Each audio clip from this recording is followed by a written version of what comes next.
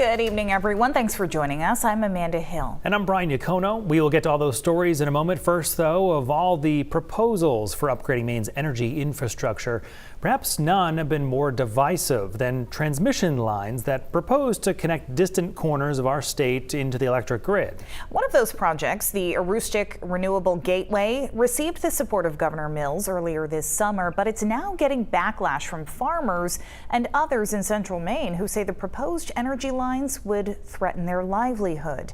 News Center Maine's Donovan Lynch has the details.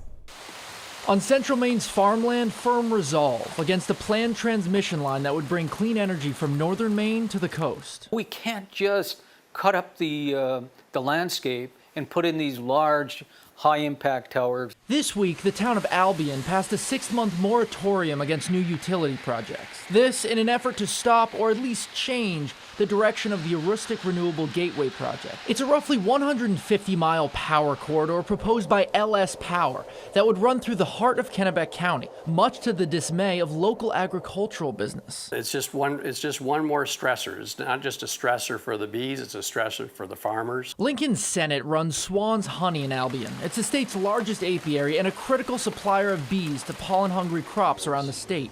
He worries the transmission line would cut through his land and generate electric and magnetic disturbances that could harm his beekeeping operation. That part of our business we would not be able to do here at our home anymore, and that we would potentially have to move. The temporary ban on utility lines in Albion was pushed by the town's transmission line committee and its head, Tom Boland, who sees the measure as a way of forcing the key stakeholders to reconsider how the power project is put in place. We just think it has to be thoughtful, very thoughtful in what they do. Opponents of LS Power's Aroostook transmission line say it should be either built underground or not built at all.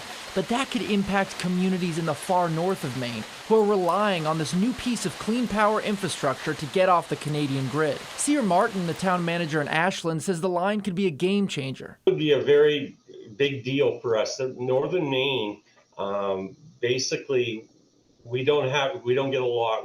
We're through a Canadian base grid. If approved, the transmission line could be up and running as early as 2028.